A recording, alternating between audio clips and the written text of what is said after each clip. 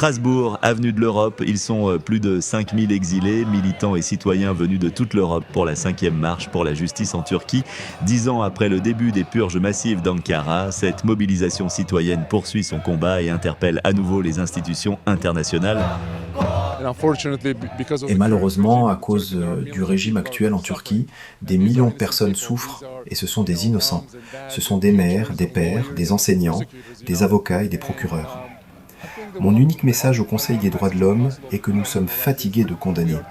Nous devons prendre des mesures concrètes contre ces personnes, contre ce régime brutal. Un appel à l'action partagé par les organisateurs de cette mobilisation. Pour la société civile, le constat est amer. Bien que membre du Conseil de l'Europe, la Turquie ignore systématiquement les arrêts de la CEDH. C'est notre devoir, c'est notre responsabilité, parce qu'on n'est pas en Turquie. Souffrir. Mais nos amis, nos proches, les familles, les enfants, ils sont en train de souffrir depuis dizaines d'années. Ils sont passés déjà plus de 10 ans. Les Turcs, ils sont déjà engagés à ce Conseil d'Europe, mais il faut respecter les règles du Conseil d'Europe. Dans le cadre du Conseil d'Europe, il y a plein de décisions qui sont sorties. Mais la Turquie, il n'écoute pas cette décision. Le problème, l'application de cette décision. Cette décision, il doit appliquer par la Turquie, parce que la Turquie, il a déjà engagé cette partie, parce qu'il est déjà membre du Conseil d'Europe. On veut que la Turquie reste dans le Conseil d'Europe. On veut que la Turquie applique cette décision qui sont déjà données par les institutions européennes. Mais la Turquie ne refuse pas. Ils ne sont pas dire quelque chose, non, on n'applique pas. Mais ils sont ralentir. Ils ne sont pas faire quelque chose.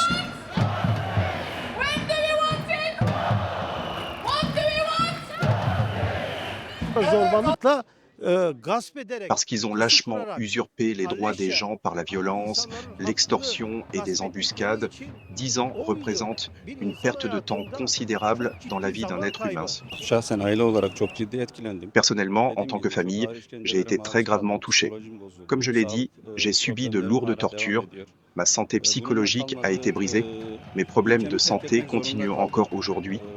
Et cela ne s'est pas arrêté là, j'ai dû abandonner mon pays.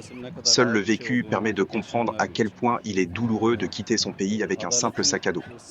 Nous réalisons tous que la justice est un besoin aussi vital que le pain et l'eau, non seulement pour nous, mais pour quiconque vit dans ce pays.